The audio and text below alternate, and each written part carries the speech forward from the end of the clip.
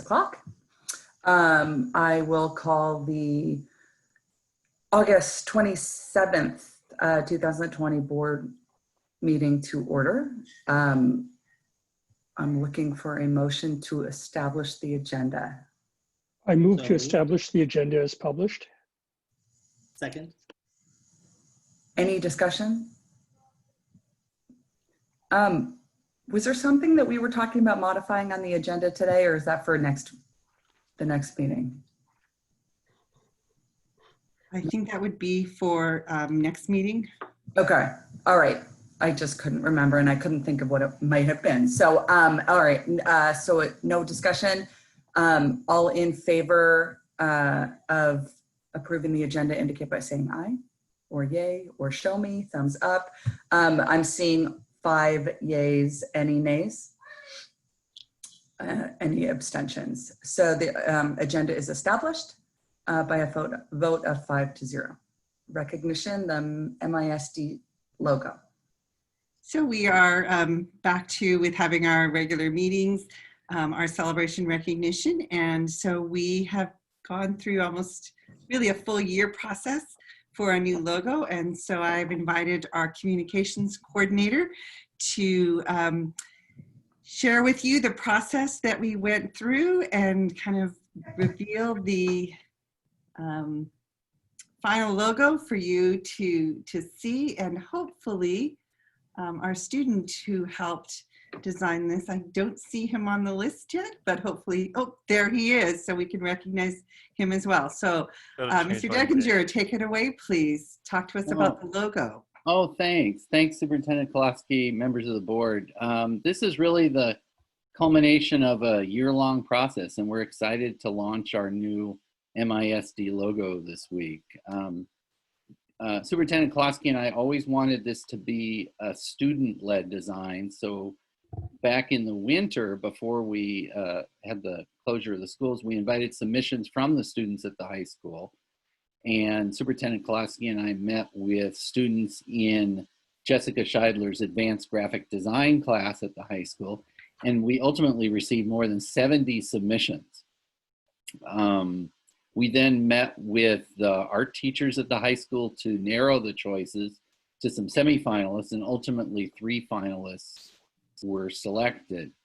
Then we polled our staff district-wide on their preference, and it was at that time that we selected MIHS senior Chi Lees, who's with us tonight.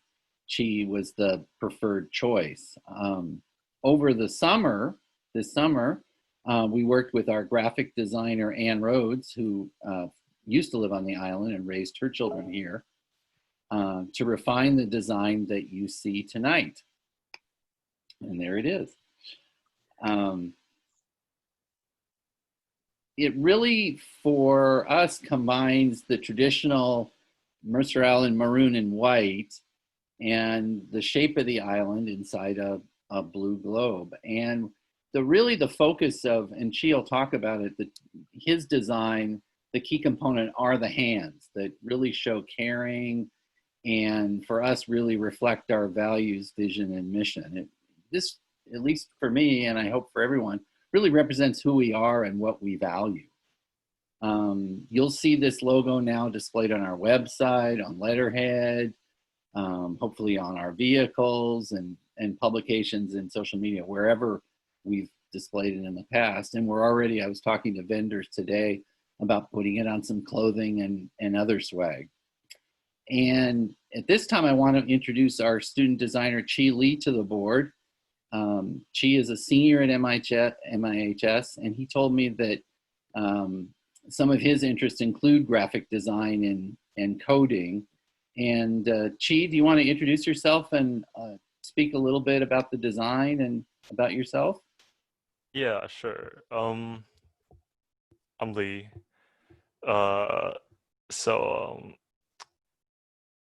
About this logo, I kind of try to think like what Mercer Island's like about, and like for me, I kind of think like the most important part is the community, which like makes Mercer Island great, in my opinion.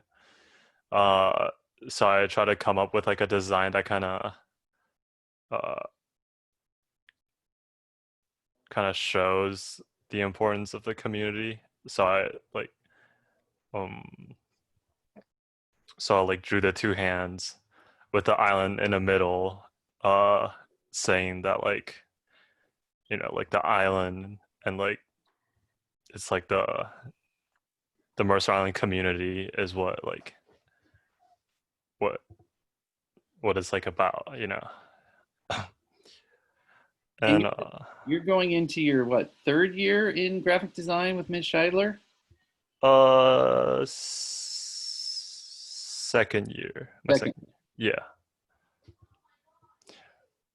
I technically should be 1 year because I only took like half one semester of graphic design classes. So um other than that, there's not much on the logo that I can really talk about. So Well, that's fabulous, and we're so proud of you and so thankful that you submitted it. thank you. Congratulations on being selected and having this awesome design. We appreciate it. And Thank you so much. thank you. Any other directors have any comments? I'm sure they echo my congratulations and thanks. Okay. Thank you, Chief, for being here with us, and congratulations. And now you'll get to see your design all over the district. And thank you, Craig, for introducing him. So you don't have to stay for our whole meeting. We never do that. Okay. Your excuse, Chief. So you're welcome. You're welcome to leave unless you want to stay and listen some more. Oh, okay. But I mean, thank you. Great design, and I'm really excited. I think you're absolutely right. What impressed me when I looked at your first initial drawing was that you wrote about why it was significant, and you said exactly the same thing tonight, that it's about community, and that really does embody Mercer Island, and I think our values, vision, and mission that the board worked so hard on the year before. So again, thank you very much. I'm excited for this to be something that will represent our district for a very long time.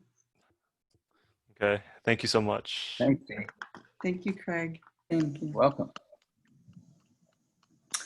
All right, we are moving on to public input. And as we remain under the modified rules of OPMA, we are continuing to do public input through emails to the board. We did not add it to today's agenda, but we will add it to next meeting's agenda to have a discussion about modifying public input and trying to find a way to do it in a much more back and forth manner, as long as we can problem solve any issues that might arise. We will add that to the agenda so we can have that discussion. I do want to just make sure everyone knows that any emails received to the board address is received by the entire board and reviewed completely. Moving on to, sorry, this whole, I need 2 screens. Moving on to public hearing, presentation of the 4-year projected budget. Do I just declare the public meeting open? Yes, so I now declare the public meeting regarding the operating budget, presentation of the budget and 4-year projected budget open.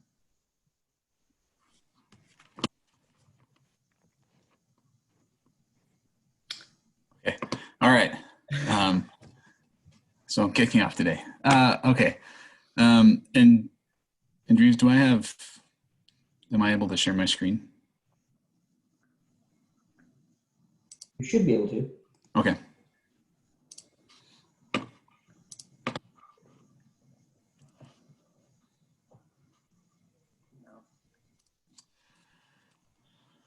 So tonight we're bringing the operating budget for the 2020-2021 school year.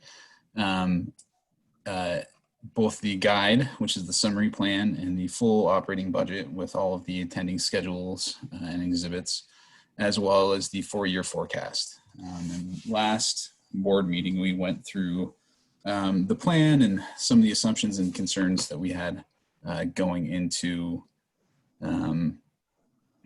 the budget development process, as well as coming into the upcoming fiscal year and all of the craziness that it's currently bringing. So just briefly going back through the guide to the budget. The guide provides an overview of how school districts are funded, how we use the money, what are the different buckets of money mean, and what does it look like. For the purposes of tonight's discussion, the budgets that we're bringing to the board for approval tonight with the attendant resolution that will be later in the agenda. We are looking at, oh, that is an error. I apologize. There was a table error. Looking at the general fund projected revenues of $68 million, along with projected expenditures of $71.9 million.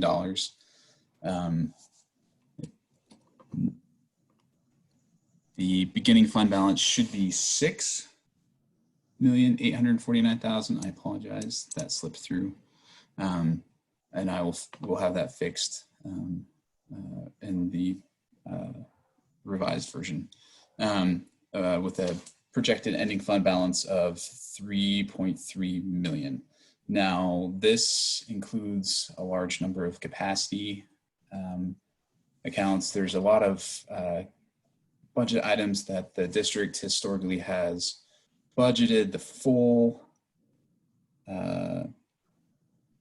allocation for certain contractual items, such as vacation buybacks, sick leave buybacks, professional development funds,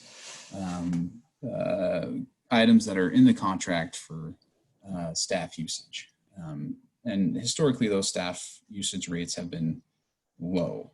And so we don't entirely believe that we'll be hitting that 71.9 million expenditure mark, but we do provide cushion for the events such as higher staff increased usage, things that come unexpectedly in the middle of the year. A couple of years ago, we had a mid-year rate adjustment of over $100,000 for our insurance pool that we're a part of. So we do budget a certain amount of expenditure capacity that isn't necessarily planned on being used, but it's part of our part of the appropriation that we ask, so that we don't have to continue coming back to the board for additional public hearings. Because anytime we want to revise the budget to ask for additional appropriations, we have to go through a budget revision process and go through a public hearing process. And it's a lengthy, arduous process that takes a lot of time for the board and a lot of time for staff.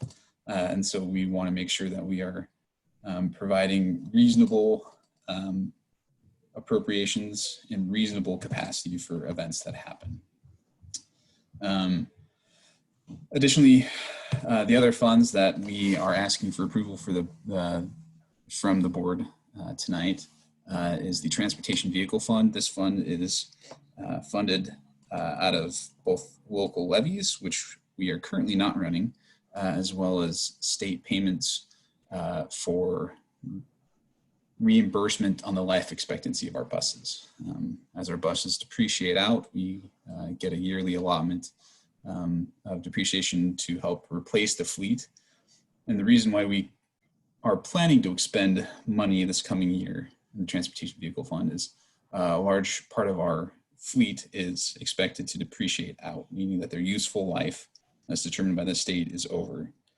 And we would wind up losing revenue, and also it would allow us to modernize part of our fleet, meaning that we'll get newer buses with the latest safety measures, as well as cameras on the buses to provide safety and security.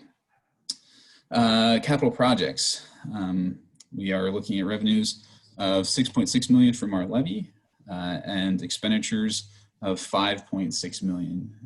We are looking at finishing Mary Waite Pool this year and paying for the roofing at IMS as well as the track replacement. There's a number of smaller projects that we are looking at accomplishing this year in 2021, as well as finishing off the facility master plan and a few other items. Debt service for the repayment of our bonds. We're proceeding according to schedule on that, as well as activities for the ASB. And there's a number of activities that the districts, that the buildings are hoping that they will be able to achieve throughout the year in various settings. And that's a highlight of the 5 buckets of money, the 5 different funds that we operate within, and just general information. Are there any questions before I proceed into the general fund and some of the items that we've been looking at the general fund?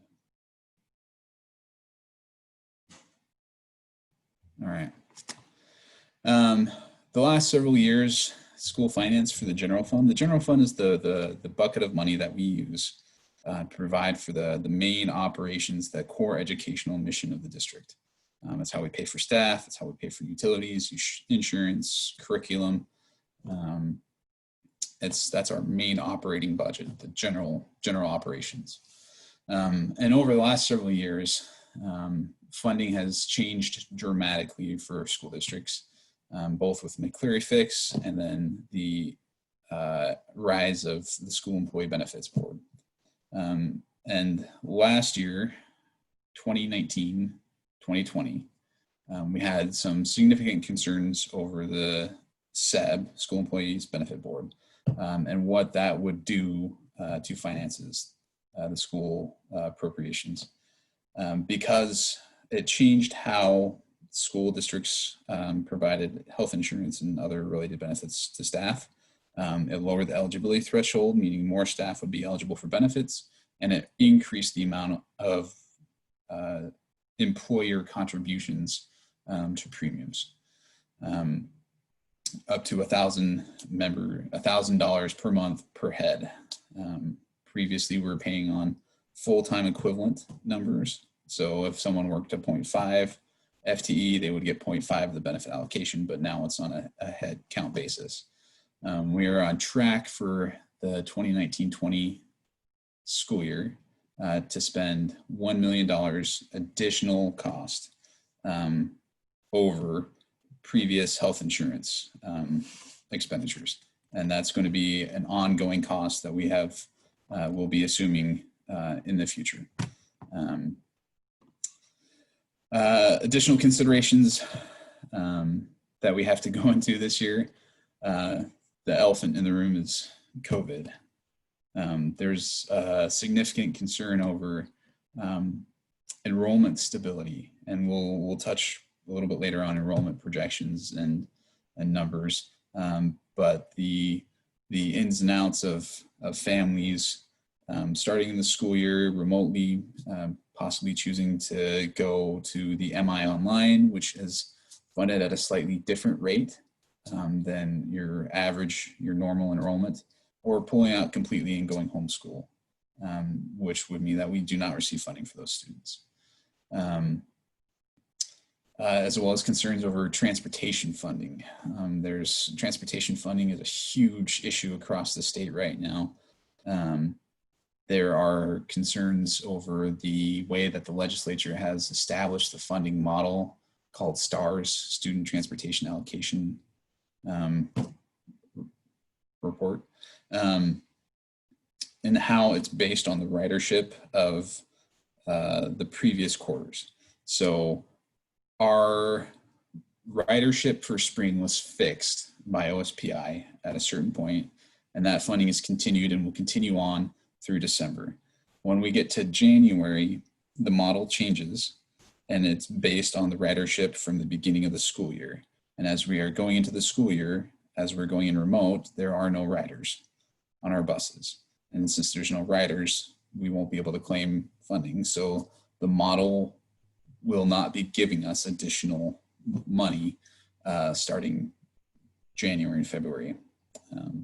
And if we are not getting students into the building by that point, that stretch of time that we don't have ridership to claim will increase. So there's concern that while we are able to have the funding at the beginning of the year, is that funding going to remain the district's money, or is that going to be plowed back by the state? There was a proclamation issued by the governor yesterday that is changing the definition of to/from transportation expenditures. Transportation funding is restricted to to/from operations. So we pick the kid up from home and we take them to school, and we pick them up at school and we take them home, or to district approved activities. And the definition of to/from within the RCWs or within law is very strict as to what does that mean. And in Governor Inslee's proclamation is an effort to change the description of to/from to be more inclusive of other operations that we are hoping that we can have drivers do. And a lot of districts are engaging their drivers in, such as meal deliveries, educational material deliveries, setting up mobile hotspots for families with connectivity issues, and other types of operations. So we are still trying to explore what exactly does that mean for Mercer Island. We've been in communication with other districts. We've been in communication with our education service district, as well as OSPI, trying to figure out how do we take this money and that we're receiving and use it appropriately, and if we are using it, can we keep it? So that's a concern that we have moving forward. Additional concerns that we have is the rise of the need for personal protective equipment and other facility health and safety issues. We have purchased tens of thousands of masks for staff and students.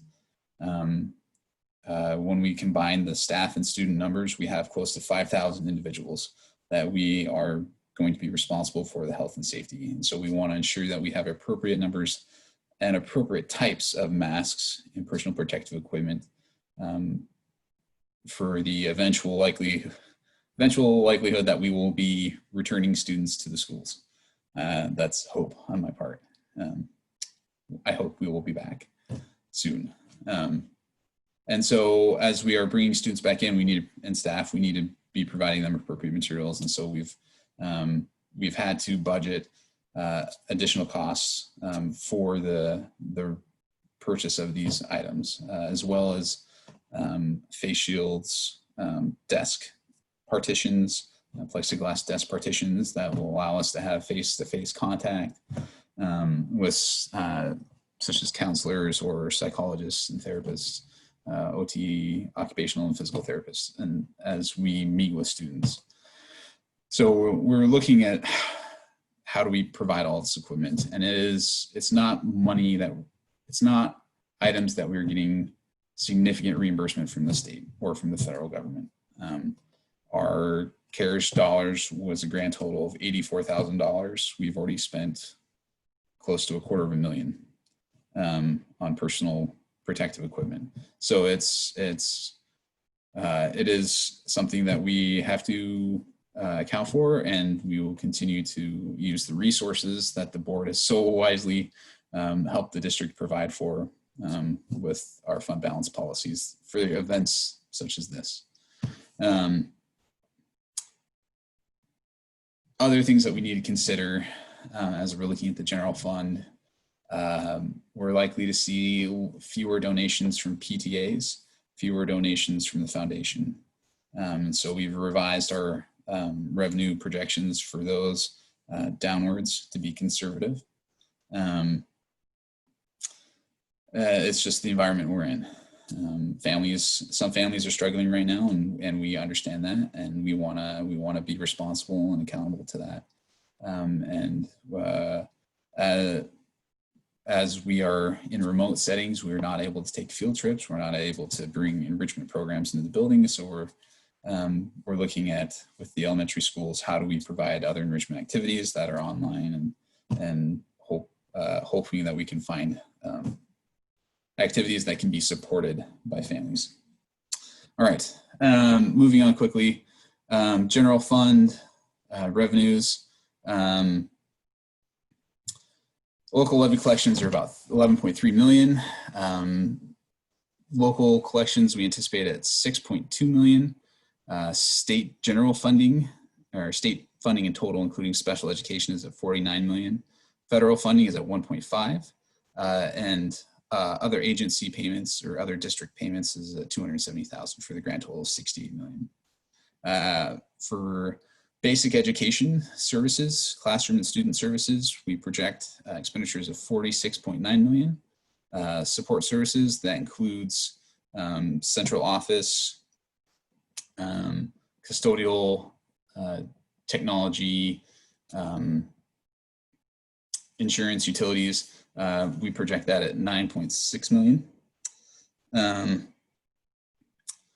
Special education is at 10.3 million, and we've had to slightly adjust that number upwards from the last board meeting's projections to account for projected additional costs related to extended school year, so additional services that we may need to provide. Food service is at 1.3, transportation is at 1.47, and other grants and programs, so Title I, Title II, TBIP, WAP, is at 2.27 million. Grant total is 71.9, which leaves us with, if everything happens, at 3.3 million, which is because we had to revise the special education numbers up. It brings it just down slightly from 5 to 4.6 million. Any questions on the general fund? All right, enrollment. As of the previous board meeting, we were three students below the projected amount that we had projected, which is the closest we've ever been. On a 4-year basis, we engage with a demographer by the name of Les Kendrick, who provides demographic projections for most of the districts in King County and other counties as well in the Puget Sound region. And we engaged Dr. Kendrick to do a refresh on our plan in December as part of our facilities master plan. And so the table here is the most current demographic projections from Dr. Kendrick.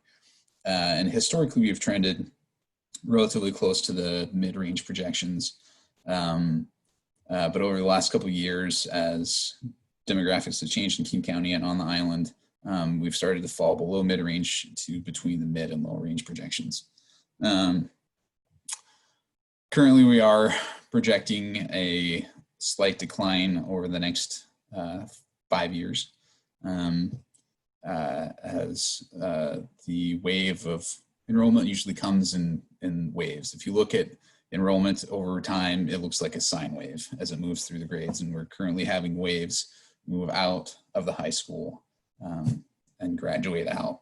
And so Dr. Kendrick's projections, he does a 10-year outlook. His projections start to climb back up in the outer 5 years. But currently we are in a stable slight decline. Our internal projections also mirror the slight decline that we're seeing around the region. Our projections annually in November, when I run our internal projections, I compare them against Dr. Kendrick's, and I also compare past projections against the actual enrollment for the previous years.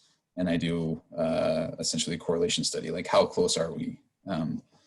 both Dr. Kenner's projections and our projections. And we've been very close to a solid correlation.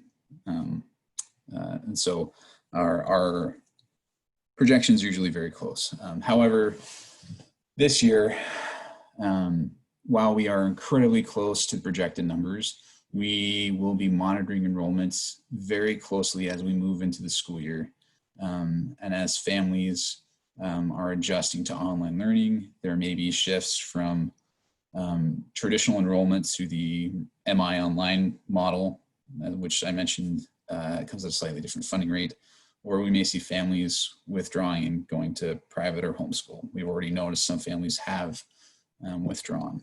And so we will continue to monitor enrollment closely. We do provide enrollment reports to the board on a monthly basis, but because of the nature of the environment that we're in, we'll be taking a much deeper look at enrollment on a regular basis. This next section is the 6 cost centers of basic education in the general fund, how we spend the money. It's the activities that we use to support our core mission of having our children be the priority and educating our children and providing that environment. It's essentially groups of programs. School funding is broken into programs, and these 6 cost centers are groupings of some of these programs that specifically provide certain services. And so this is just a breakout of how the funding is allocated between these 6 core operations and services that the district provide. We have basic education, support services, special education, food service, transportation, and other grants and programs. So it's similar to the summary page, but higher level of detail, breaking out the salaries and benefits, the supplies and materials, the purchase services, and capital outlay for the different activities. Any questions about the general fund? All right. Moving on to transportation vehicle fund, as I touched on briefly, we are starting with the beginning fund balance of 1.1 million. We anticipate revenues of 303,000, and because of the nature of high demand for buses, last year we had problems with getting the timing of bus deliveries from the time that we ordered. We ordered buses in one fiscal year and expected them to show up in that year, but they showed up in the next fiscal year and caused problems with the recognition of the expenditures, and we had to come to the board for a budget extension. We're planning to not have to do that this year, so we are coming with a large appropriation with plenty of capacity to recognize the fact that some things may happen, and we don't want to have to come back. But as I mentioned, we are purchasing several buses this year to help keep the fleet current and help keep us receiving the depreciation reimbursement. The transportation vehicle fund dollars are specifically restricted to buying buses. We can't do anything else with it. And that's why that's part of the other reason is why we feel like we can go ahead and purchase the buses, is because that's the only thing we can do with these dollars. I just wanted to make sure that we're clear on that. Are there any questions about the transportation vehicle fund? All right. Going to capital projects. As I mentioned, we are in the process of replacing the roof at IMS as well as the track and field. We're doing it to continue and extend the life expectancy of the building and the roofs, and as well as to ensure the appropriate safety of the fields. We have an interlocal agreement with the city. The city has been maintaining and scheduling the field, the track and field at IMS, and has been collecting fees with the purpose of providing the school district reimbursement for the cost of the replacement of the field. And so we are executing that agreement and replacing the field, and we will be receiving that money back from the city. So it's a low cost for the district. Other large items that we need to be aware of is that we are replacing 2 boilers and hot water tanks at 2 of our older facilities. And that's a expensive proposition. We're finishing up the work at Merriway Pool. As I mentioned last time, we have some great pictures of these massive air handlers being crane lifted off the trucks and set down. We've relined small sections of the pool bowl to fix some cracks that have developed, as well as doing some other energy efficiency work. So we should be finishing up work on that relatively soon. We do have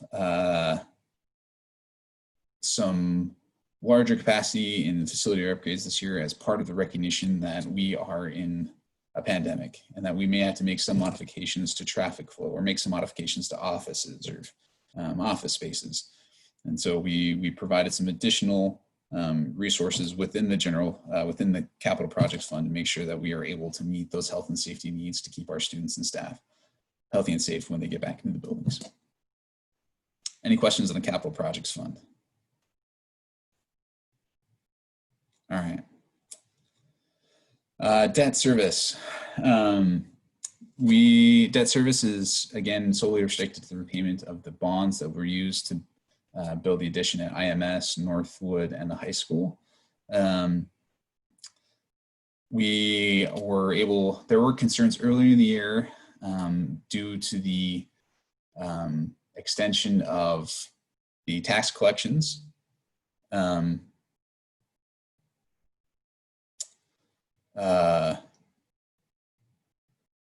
For debt service, for the local levies.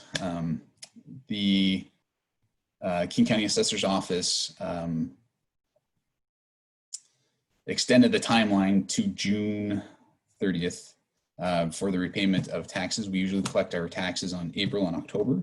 And there was concern that the debt repayment in June, because we make 2 payments a year in June and December, would potentially be delayed due to those tax collection deferments. And as part of that recognition, and as part of the anticipation of any potential future problems, we're setting an internal policy within the district of maintaining an ending fund balance within the debt service of 70% of the upcoming year's debt payment, just so that if there's any problems collecting levies in the future, we will have an appropriate amount of resources to ensure that we are able to make those payments on time and retain our debt credit or our credit rating. I apologize. Are there any questions on the debt service fund? Okay, and just to be clear, we were able to, we collected approximately 98% of our anticipated levy funding, and we made our debt service payments without any issues. That was a significant concern around the state. Heading into the ASB fund,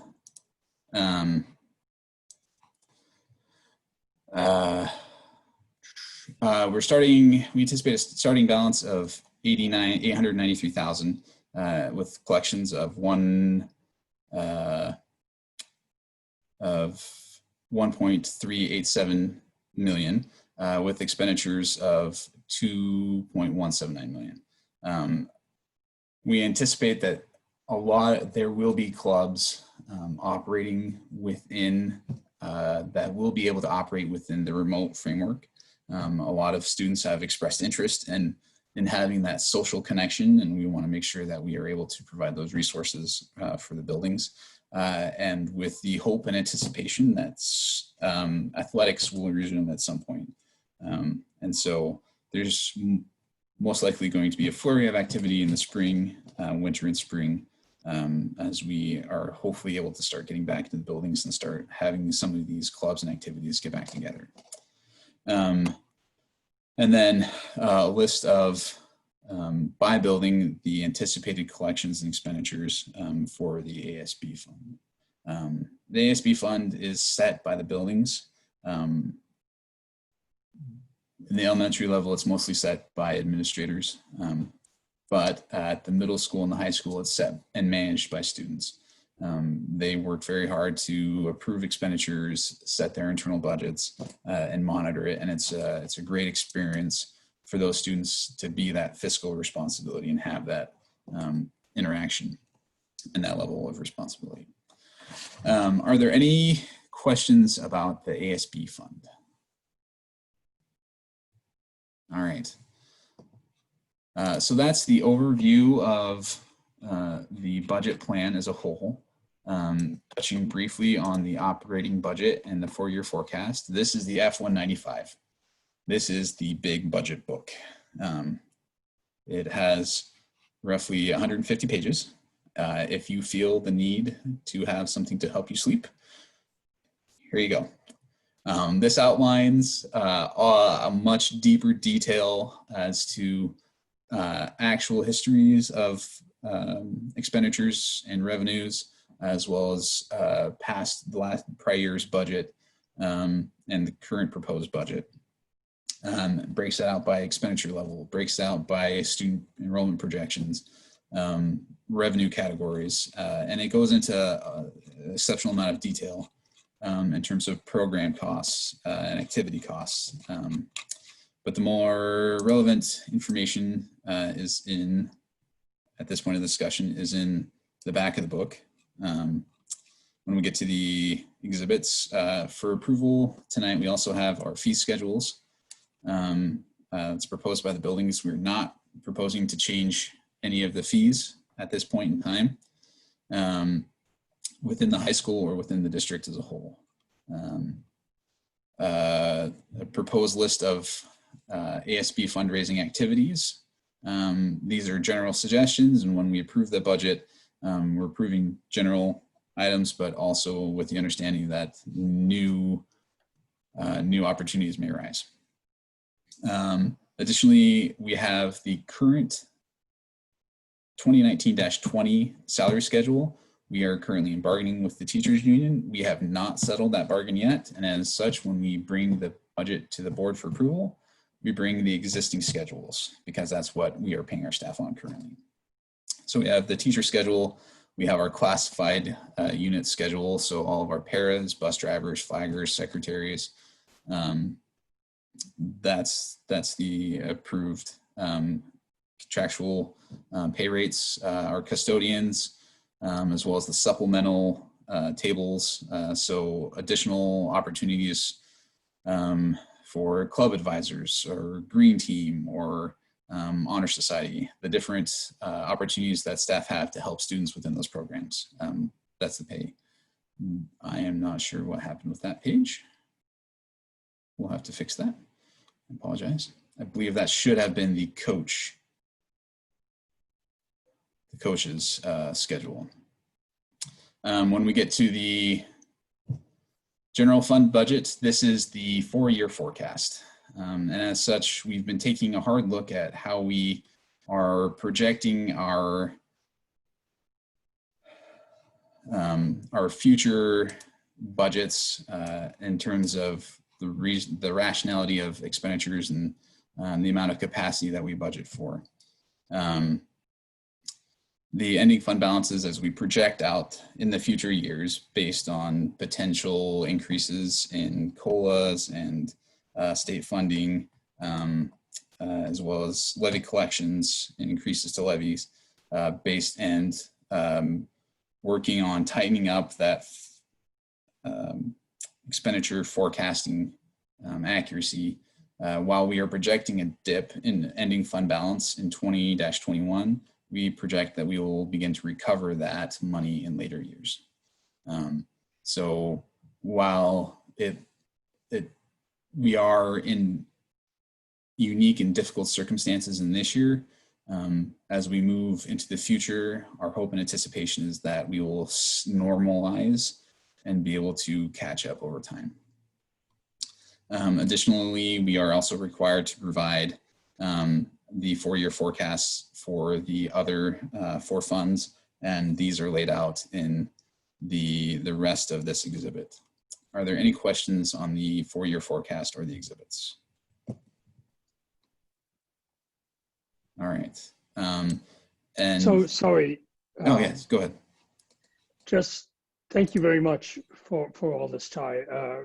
Really represents a great deal of hard work and by you and your team to make these projections, as well as address the budget issues during this pandemic time. Clearly, I think one of the board requirements is a fund balance of 8 to 10%. I think we're out of compliance with that for the next few years. Is that correct?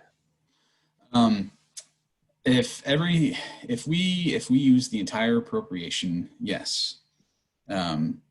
However, we haven't, over the last several years, we haven't used the entire appropriation because we tend to budget those contractual obligations at full usage, as well as providing some additional capacity for events that happen that some haven't happened. We projected that we would spend down fund balance at a greater rate than we have this year. Part of it is because we were 100 students above projection at the beginning of the year, and we just haven't been spending quite as much over the summer. We haven't spent down as much as projected. We were projecting a much steeper decline. Currently, we're projecting about $900,000 decline in fund balance. So while we are asking for appropriations at a certain level based on historical usage, we may not completely hit that. So while we are projecting that we will be out of compliance, I don't believe that we will be as deeply out of compliance as it projects. And hopefully we will be able to get in at the 8% level, get back up to the compliance within 1 to 2 years afterwards. Of course, it has a lot to do with enrollment and what enrollment does during this time, and as well as what happens moving forward with the pandemic, what our expenditures are like, what happens at the state level. For budget, we have concerns, as we expressed at the beginning of the presentation, when it comes to transportation and how that funding is going to be allocated during this time. And the same goes for any other funding that the legislature may make adjustments to. Those are unknowns for us. But as we always make budget assumptions with the full capacity for the spending, we're going to continue to do that because we have the obligation to pay that. But you are accurate in your observation, Director D'Souza, that we aren't going to be at that 8 to 10% potentially over the next couple of years. Hopefully, if enrollment goes back up and we're able to stabilize the funding sources, we will be able to work back towards that 8% compliance piece. I think as an individual board member, I certainly appreciate the complexity that you are navigating through. So we understand that with respect to enrollment, as well as the COVID costs and the extenuating circumstances we're under. So it makes sense where we are, and it makes sense that you've got a good plan to get us back to compliance. And I think board members should take that into consideration as well as we approve this budget. Thank you. I just want to add on, and in agreement with the fund balance. As Ty already said, this is why we have a fund balance, is for times like this.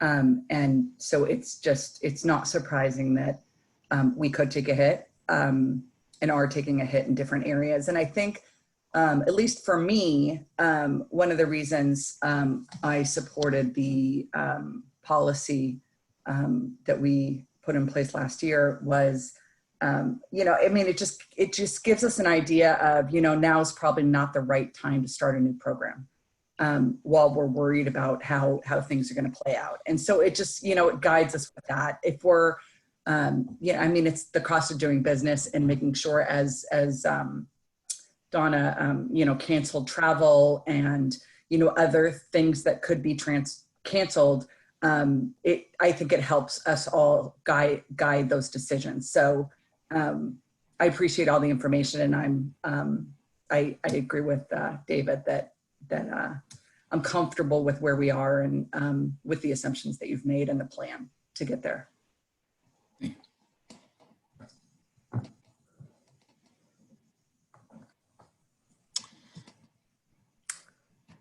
Donna, you're muted.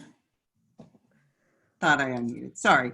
Normally we have the big 150-page book available for you. We usually have them delivered at this meeting. It's kind of hard to deliver them here, but if any of you would like a paper copy, just let us know and we will make sure that we get it to you in its glory of 150 pages. Do want to state too, we do apologize. It wasn't posted as early as we would have liked. OSPI has a system that we have to use that is sometimes not always interfacing as well as we would like with our Skyward system. And when everyone is doing it at the same time, there was quite a clog in the system, and our employee had to get on more than once to try and get through the maze of the F195 to make sure that we were able to get things uploaded. So apologize for not having the full book up sooner than we were able to.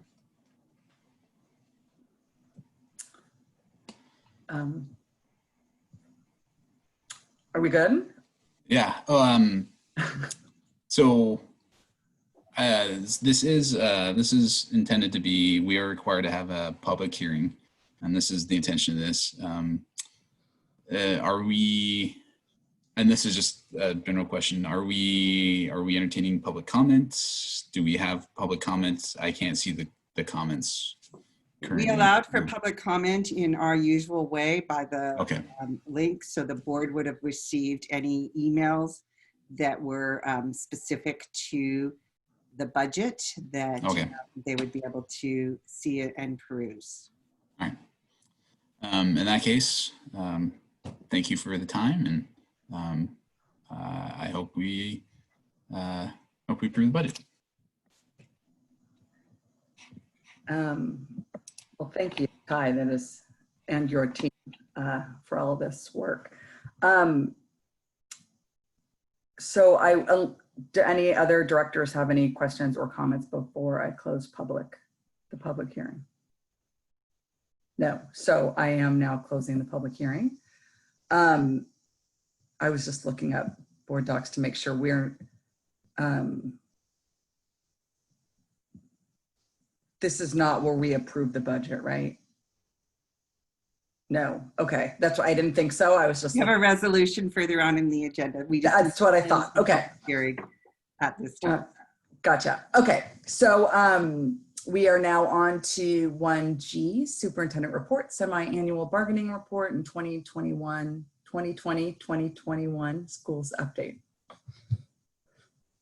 So a couple of reports for you. This is the time of year when we do, if we have anything to update the board on when it comes to bargaining. So Erin is going to give you kind of a status report of where we are with that. And then we will, Fred will give you an update on where we are in our 2021 planning. We continue to get more directives and more things that we are navigating in this new realm that we are in. So Erin, bargaining update. All right, thank you, Superintendent. Hello. So this summer, the district and the Classified and Certificated Mercer Island Education Association, more commonly referred to as the MIEA, bargaining units engage in bargaining related to the classified and certificated collective bargaining agreements, which were set to expire by their own terms on August 31st, 2020. So they were already set to expire, so we had to bargain them either way. Despite the challenge of trying to bargain a comprehensive multi-year agreement during this period of really tremendous uncertainty, the district and the MIA bargaining units were able to work collaboratively and reach a tentative 2-year agreement for a 2-year contract for both CBAs, so both the classified and certificated, on Friday, August 21st, 2020. So just this last Friday, a little less than a week ago. That TA, or tentative agreement, is pending ratification by the members of the 2 bargaining units, and then it will have to be approved by you, the MISD school board. So that's one sort of area of bargaining. Is there any questions on that before I move on? Okay. The second thing is the district has an obligation to bargain with the different units, so the certificate and classified units, the impacts on working conditions that result from the changes in how we teach our students from the that have been forced upon us really by the COVID pandemic.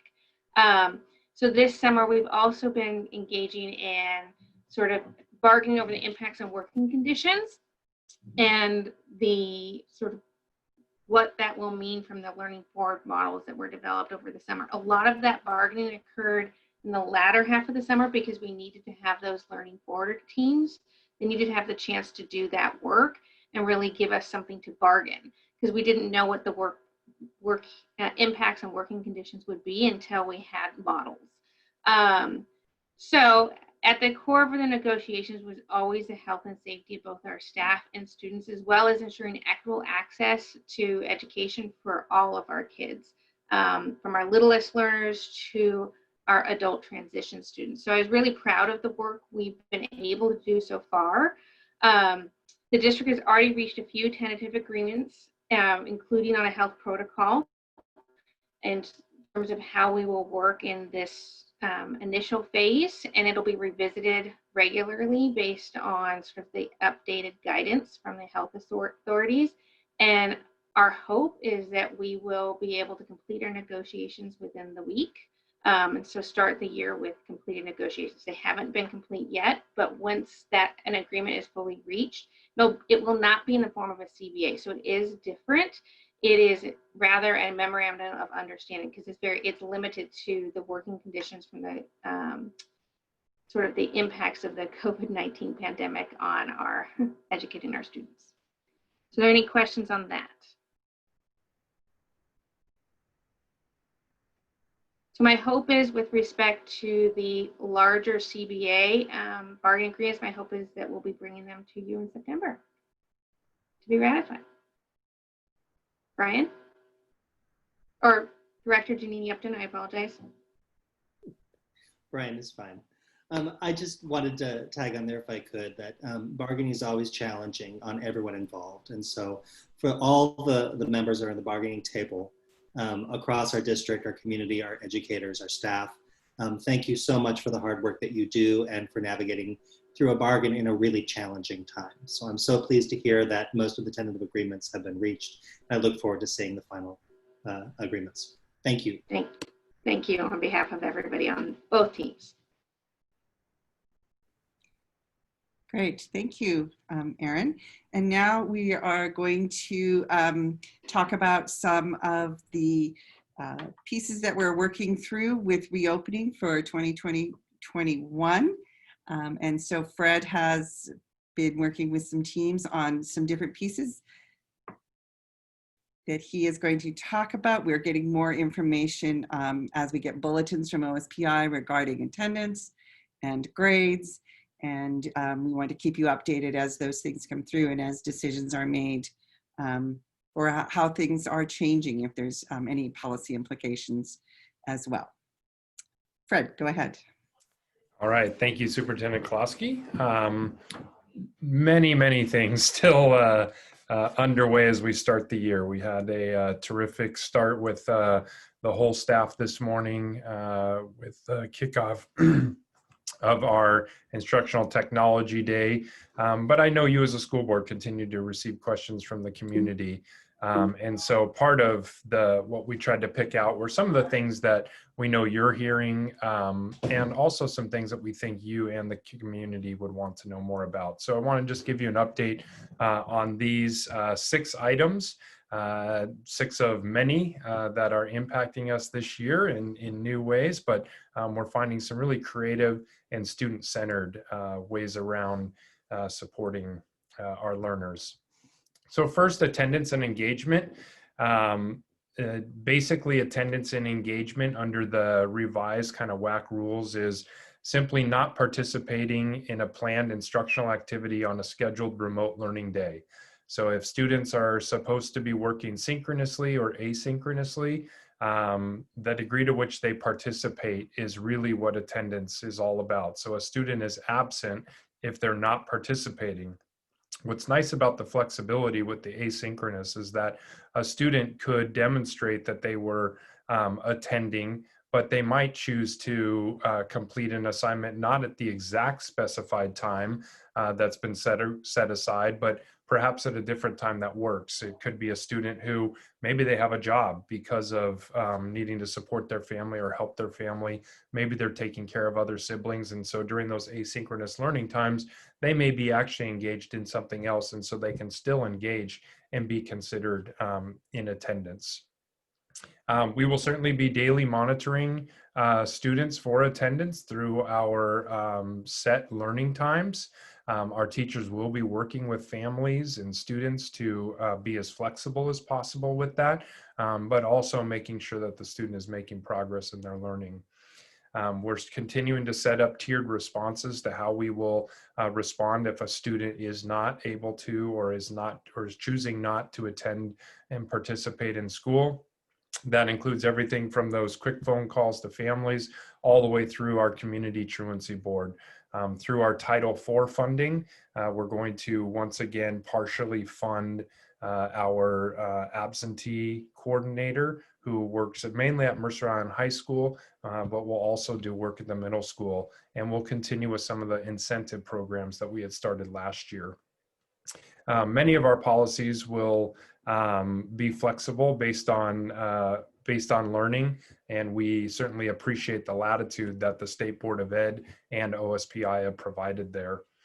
So there are some emergency WAC rules that are in play right now. We have made the appropriate changes and adjustments to the headings on our policies and procedures to indicate what the changes are due to COVID-19. We will be returning to more of that normal attendance in September. But one of the important rule changes for the WAC rules is that all absences will be tallied and accounted for through the month of September, but no absence will be counted as unexcused until October 5th. And that's a statewide rule as part of the new WAC changes.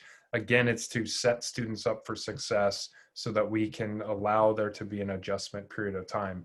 Given our attendance last spring, especially as we spoke to other colleagues across the region and state,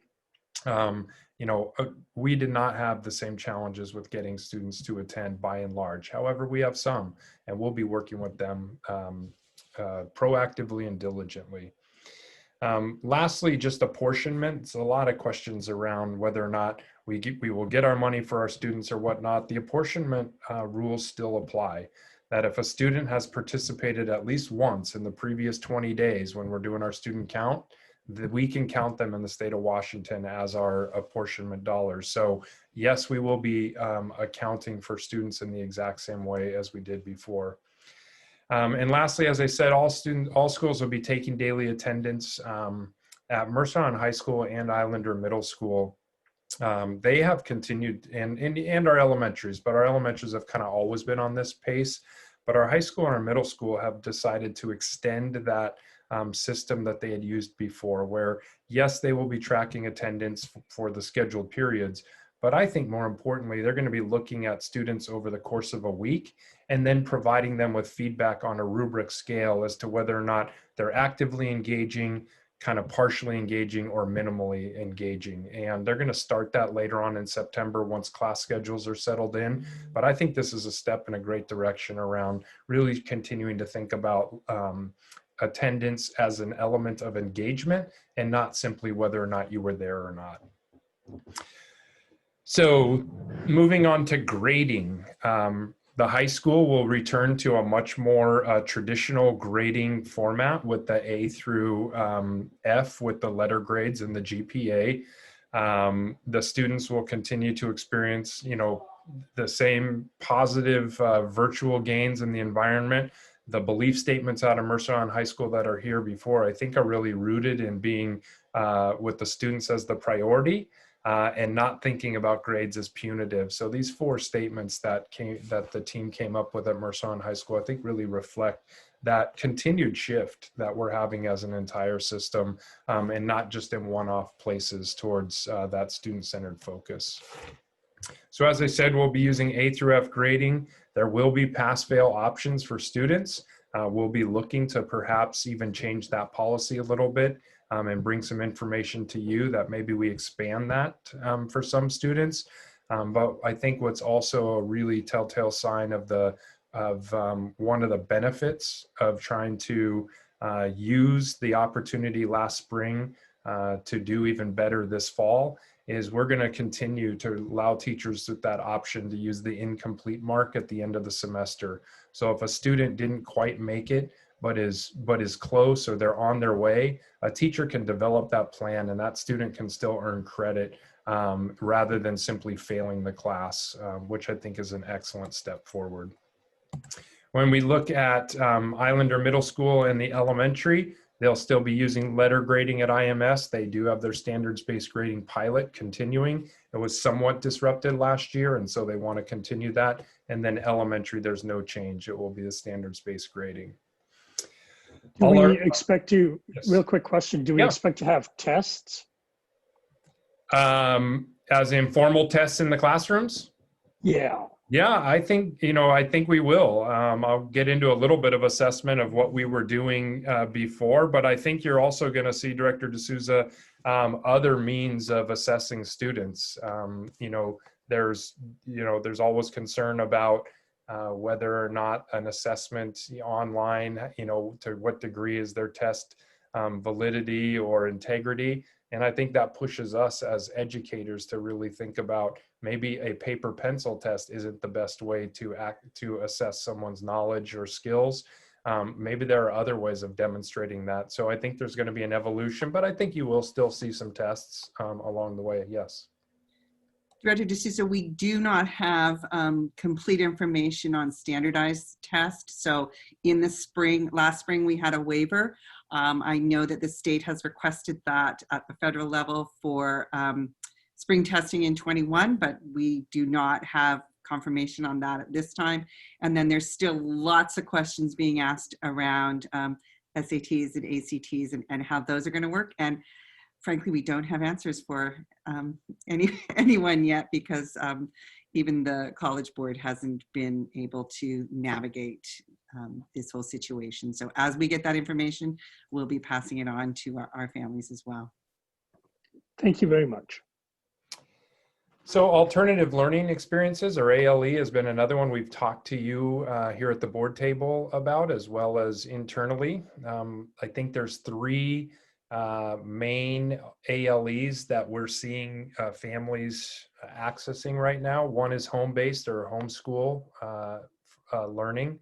Another one is we're seeing an uptick in the number of families who are partially enrolling, and that's K-12. So they're thinking that they want to take advantage of aspects of our instructional day, but maybe not the entire instructional day. So it's a way for us to still keep some of the apportionment and FTE from the students, keep them engaged in our schools, keep them with their teachers, but then part of their day they may be homeschooling or choosing a different option. So we're seeing a slight uptick there. And then of course we have the My Online, and we used to have the MIHS option with very limited IMS options, and now we have a full K-12 complement going on. So we have found partners. There were some questions at one point as to whether or not we were going to be able to find partners for our elementary group. I am happy to say that tonight we have, and I've contacted all of the families and notified them that we have found a partnership with a couple of different vendors and partners. Spokane Virtual is one of them as part of the Spokane Public Schools, and then another entity. So we'll be enrolling those students and they'll be starting, and then we will be also bringing on a staff member from Mercer Island School District that will serve as the liaison. So I think we'll have a very solid program K-12 for the online. Immunizations, you might start to hear a little bit about this. So I just wanted this on your radar, especially as we're looking for a vaccine for COVID-19. The typical exclusions for students, we spoke to you last year and let you know that there had been a change in the legislation and it was becoming much stricter. And so students who didn't have their immunizations were not given that same grace period, and we were supposed to exclude them automatically. There has been a relaxation of that exclusion requirement, and that is if we're in remote learning, we don't need to exclude the student if they don't have their immunizations. The idea is the state did not want to limit educational access, especially to students who may have had limited access anyway. The caveat is if we're going to do any in-person instruction with that student, with our staff or in the school facilities, then the immunizations have to be up to date. But I did want you as a board, and we talked about this and felt like this might be a hot topic coming up. Wanted to let you know how we're handling it, and our nurses are on top of this. Our assessments, we have been assessing in very typical ways that we do in the month of August. Our ELL team has been conducting in-person testing with the proper PPE. Our barriers in those assessments have not been about us not being able to conduct them or students not being able to come in. There have been glitches in the system with OSPI, but I'm pleased to say that we've tested nearly every new ELL student who's enrolled in our school district since last year. We're also continuing on with our placement tests and qualifications for some of the high school classes, our highly capable services and others. And we've been able to do both in-person and online testing. And we've tested over 100 students this month alone. Lastly, special education. I know that this has been an item that you as a school board have received feedback on from community members. And I wanted to update you on the incredible, what I think is incredible work that our team of educators, from our directors all the way down through our psychologists, speech language pathologists, special ed teachers, we are on track to meet the September 29th deadline without any problem and having all of our evals caught up. Those are the ones that were backlogged from last spring, any new ones that came up over the summer, and any that might emerge here in September. The school psychs and related service providers, OTs, PTs, and others, they've been conducting in-person evaluations since August 3rd. They've held feedback meetings with families. And when we're looking at those students, and we've been prioritizing those students with the most acute needs, 70% of those students as of yesterday have already held an IEP meeting to determine need for in-person learning. And we have the schedules for the other ones already laid out. So we are making great headway to try to get those students some services that the teams are believing students need right away for in-person learning. So with that, I'll turn it over to questions, but wanted to just provide you with that general update on learning services. And just for the board's information, that slide deck will be added to our website. That's all about fall 2020-21. So keep directing people there. That's where the information is located. Go ahead, Maggie Tai. Does anyone happen to know, I know that on the 20th, there was a webinar to discuss alternative learning options and answer questions from parents. And does anyone know if that was recorded and put on the website? Because I'm just looking right now and I don't see it anywhere, although there are lots of links and there's a video and so forth about alternative learning experiences, but I don't actually see that webinar. I have been looking to try to, I'm having trouble getting that particular video formatted and downloaded for some reason, the recording. So I've got to do some working on that. What I've been doing is meeting or talking through email with any family who's contacted us is how I've had to handle that. Okay, great. Thank you. Director Janine Upton. Just a quick question. You probably don't have an answer for this just yet, but in regard to vaccines, the question has come up, if a vaccine is developed for COVID-19, do you think that it will be part of the required schedule in order for attendance? How do you think that will go? Well, it does. It's something that is required within the law. So as Fred mentioned, the law was tightened up very recently. And so that then led to the change in our policies as well. So it will depend somewhat on how quick to act the legislature is on probably recommendations from OSPI and the state board. Sometimes it takes a while. Director Dan, I saw your hand up. Oh, thank you, Fred. In your presentation, I really appreciate how when we talk about absences shouldn't be punitive, and that the middle school and high school is looking at engagement over the whole week to assess that. So I really like that model. Just look at holistic instead of day by day. It's really, during this time, it's really important to do that. And how do we use absence information to inform us instead of being punitive to students? So thank you for going that direction. I'm curious about, in your grading, you had a pass-fail option. Can you clarify more on what does that mean? Sure. Great question. In our high school courses, we have current language that says that a student may take a certain number of classes as pass-fail instead of as a letter grade. And so those options have been more restrictive in the past. And the high school team, I'm in conversations with them now because they are contemplating and looking at perhaps making a recommendation to learning services, and then we'd certainly let you know about it as well, to allow for potentially more pass-fail options this school year because of the nature of the online learning. So it's not a super urgent piece right now. It may feel like it because school's getting ready to start, but we moved to pass-fail in the middle of a semester. So I know we can do it a few weeks into the school year, but that's really where that's coming from, is thinking about, well, maybe we should allow more pass-fail options for students. So I really actually like that option as well. And because a lot of university actually did that when they allow students to take the grades or to do a pass-fail. But I'm curious of how that would impact, overall grades.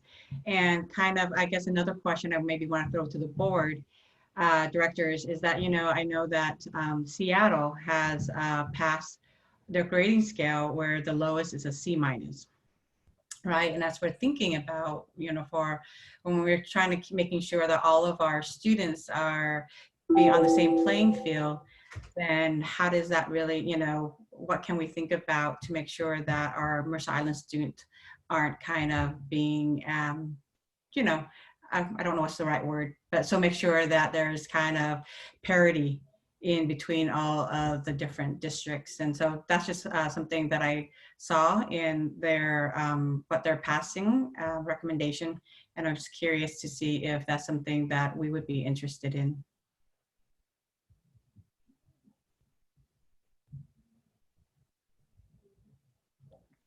So that's actually for the board. Is something that, do we have any concerns that, other school districts have a kind of, because I knew that was a conversation last time, and why did people decided to pick, pass-fail versus grades, because I'm making sure that we're not at a deficit. So just curious what the board members think about that. I'd actually be curious to hear what Superintendent Kolaski is hearing from other superintendents throughout the region, not just looking at Seattle, but kind of what's the overall trend in our district. Are people kind of snapping back for the most part to normal grading practices, except maybe with some of the kind of allowances that our district is making. What have you been hearing?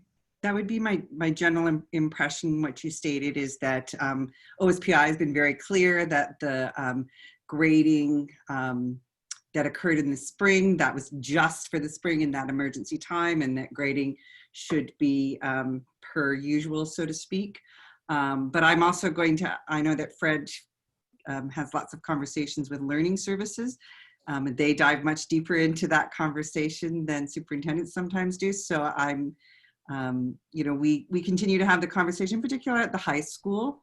But from what I have heard, most are reverting back to their usual system. Some are having some conversations around perhaps not the F because they went to an A through D.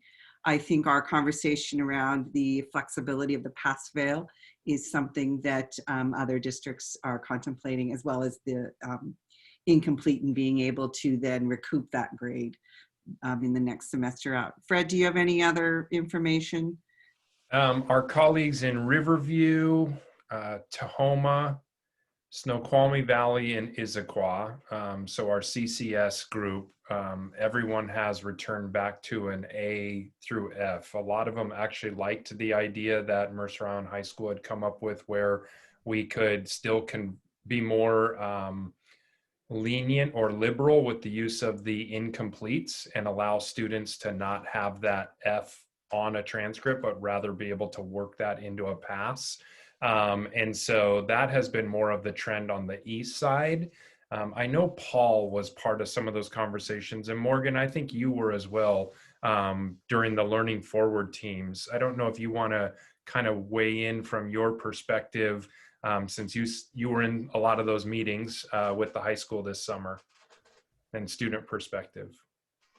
On what aspect exactly? Just the grading and overall feel of the A through F versus Seattle that did kind of the A through C minus for the upcoming term. I mean, I think definitely, like, I know a lot of my peers, some people learn better online and some people learn better in person. I personally learn better in person. But I think that having actual grades instead of pass-fail definitely gives more incentive to like try harder and just kind of put in the effort into school that you would in person. I think that's a good thing, is having more of a range of grades. So definitely.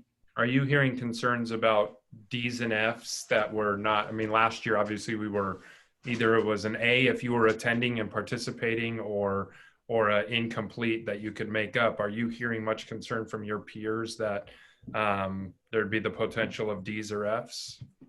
I haven't heard too much concern. I think most people aren't worried that they'll get a D or an F that I've at least talked to.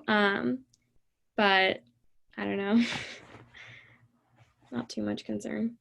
I guess I would want to, I know that we've talked about this before. I mean, our percentage of D's and F's is pretty darn low, isn't it?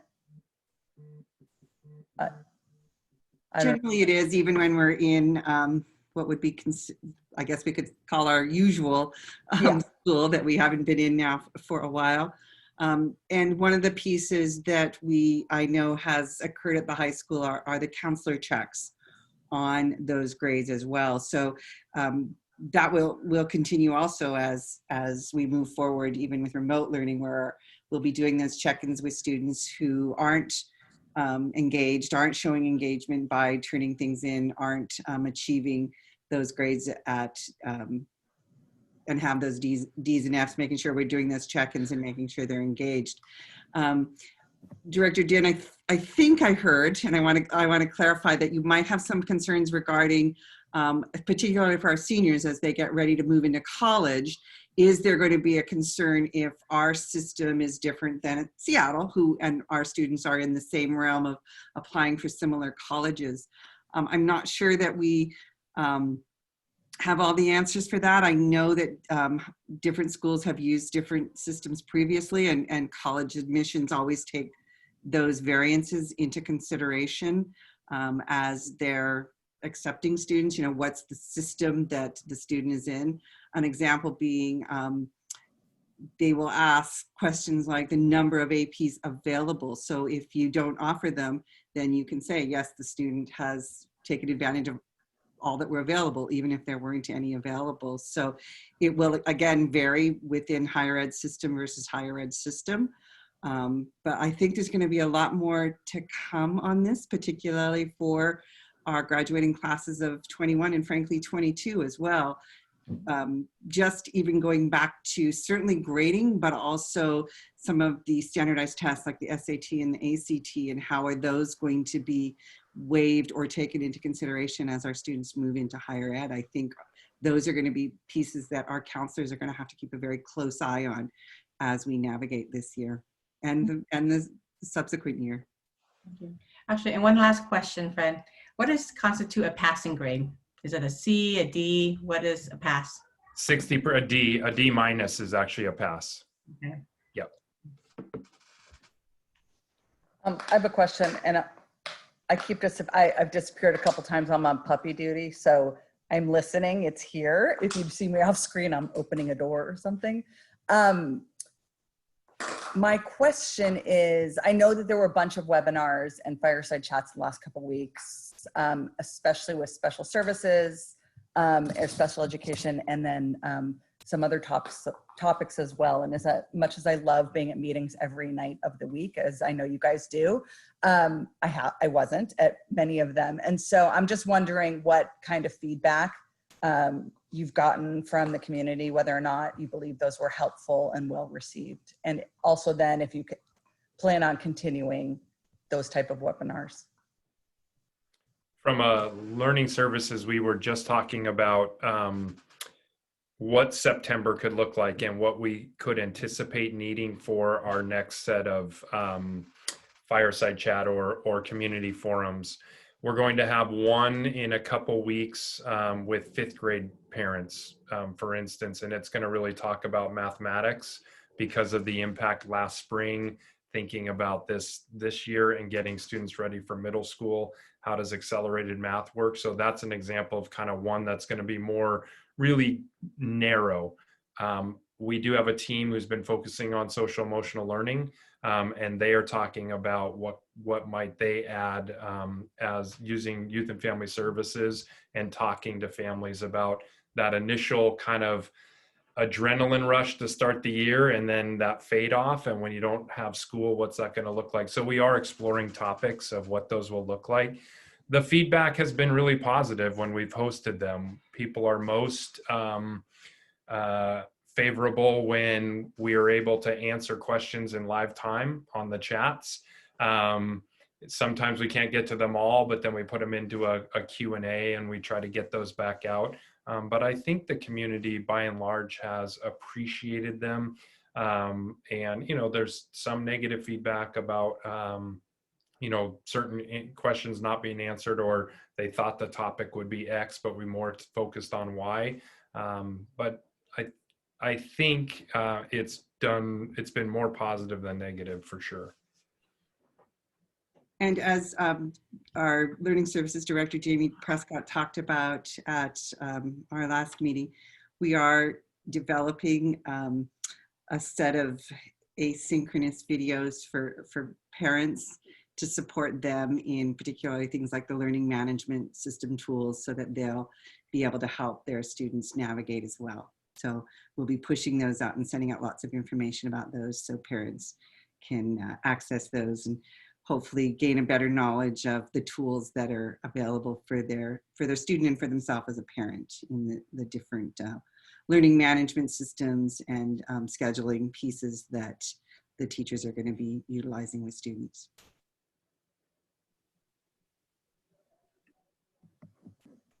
Any other questions or comments?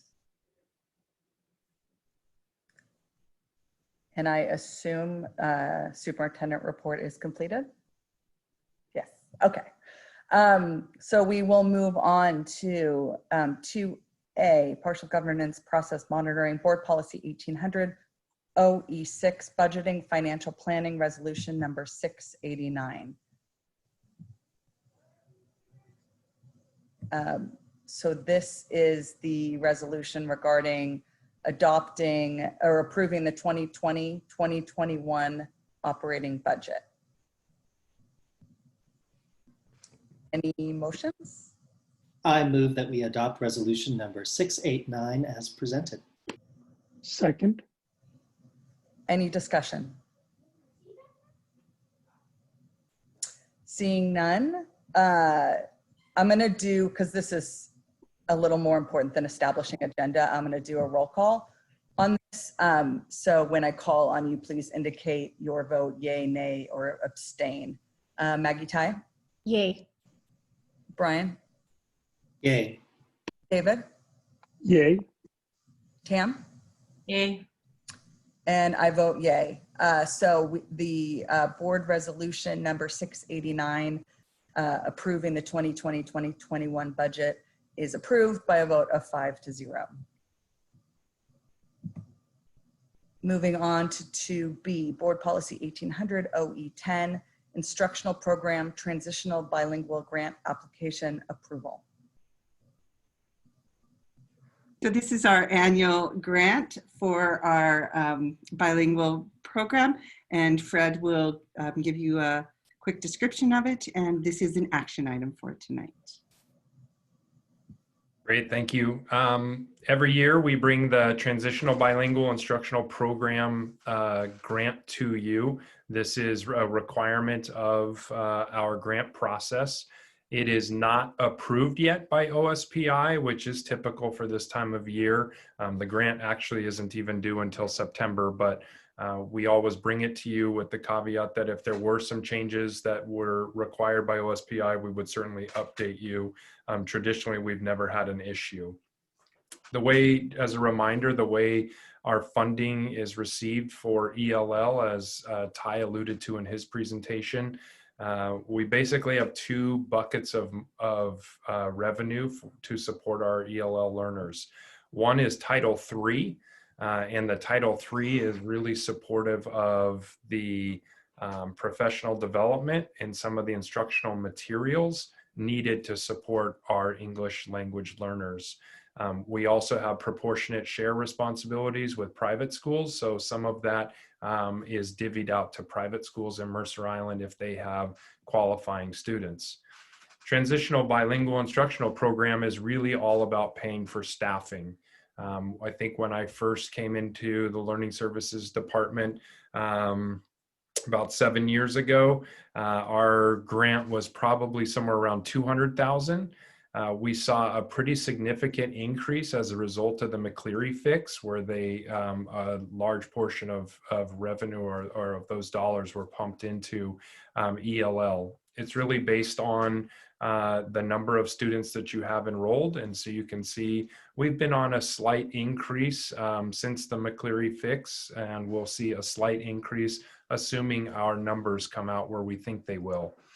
Last year was an anomaly because it's a little challenging to determine how many students actually exited versus how many we think we're going to exit this year.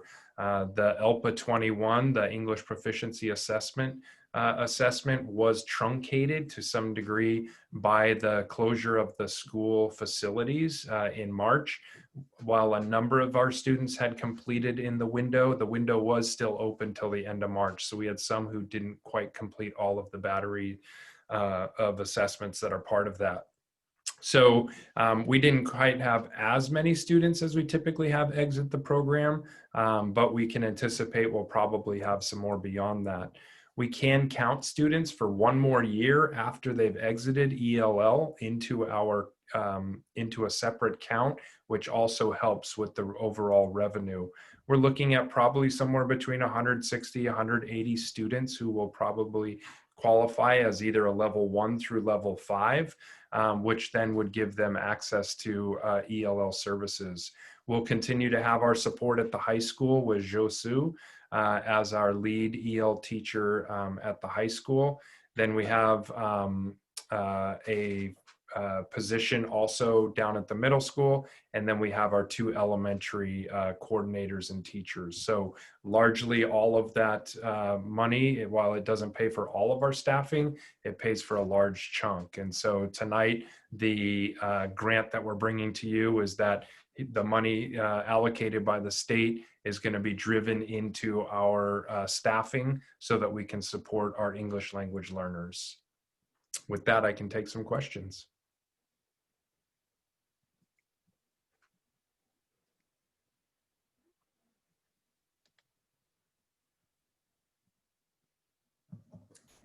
Not seeing, oh, Pam, go ahead.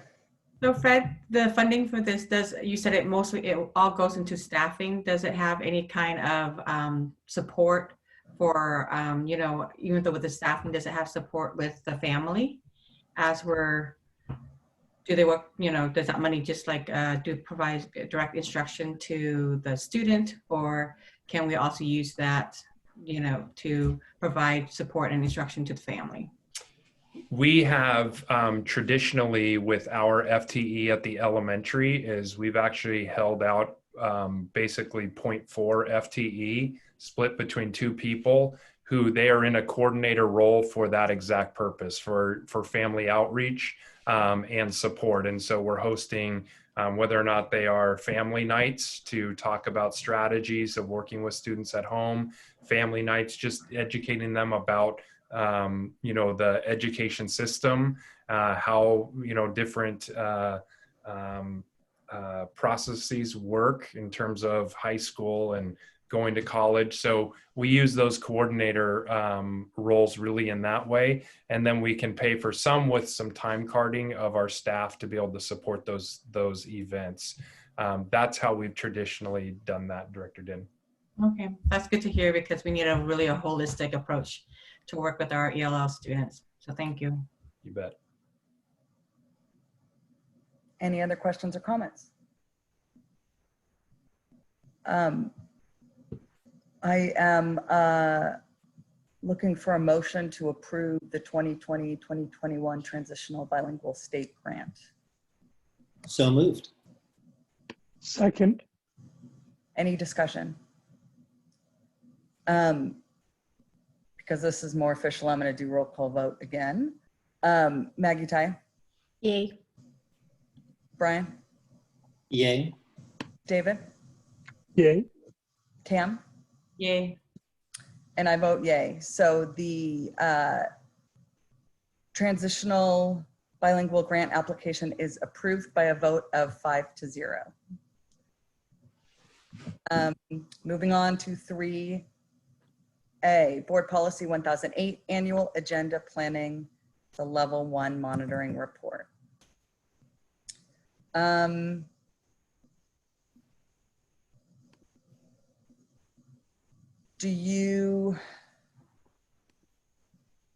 Does anyone have a strong feeling how we do this? It's not a very long monitoring report, should do a motion overall and then discuss it? A motion overall sounds fine. All right, so I'm looking for a motion to find the board in compliance of annual Board Policy 1008 Annual Board Planning Agenda. I move that we find the board in full compliance of Board Policy 1008 Annual Board Planning Agenda. Seconded. Any discussion?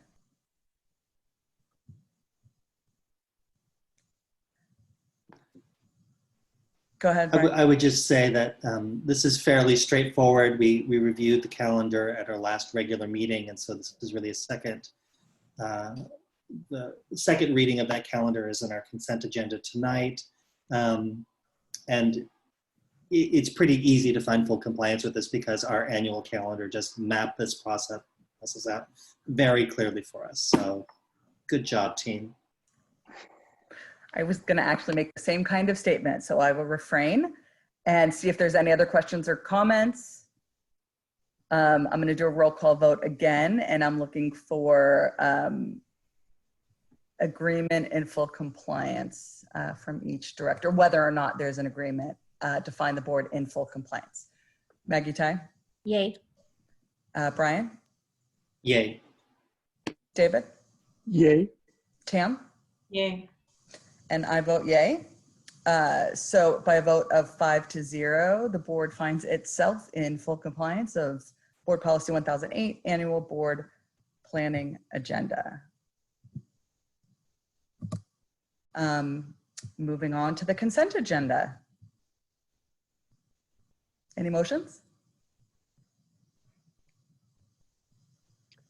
I move we approve the consent agenda as published.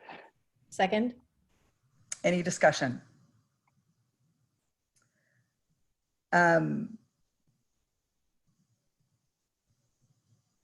We'll just do a handheld vote on this one. So if you all those approving the consent agenda, please indicate with a yay or a thumbs up. And I also vote yay, and there are no nays. So I am the consent agenda is approved by a vote of 5-0. Superintendent, I see a request for a break. Why don't we we're coming up on the end, but if there's a request now, we can do a quick 5 minutes if that's necessary. Yes, we will do 5 minutes. We'll come back at 7:45.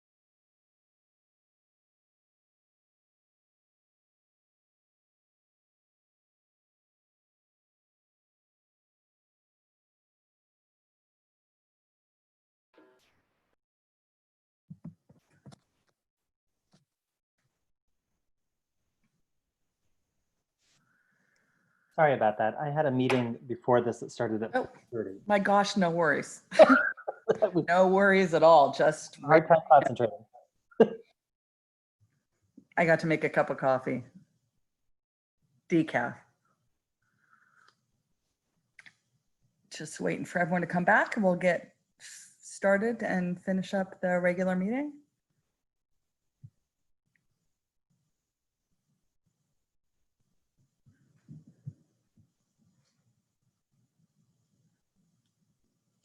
And we are all here. It's back. So we are reconvening at 7:45. Moving on to 6 board announcements, inquiries, and reports. And we'll start with the legislative representative update. No, we're not. Can the superintendent do the announcements, her announcements? I'm sorry.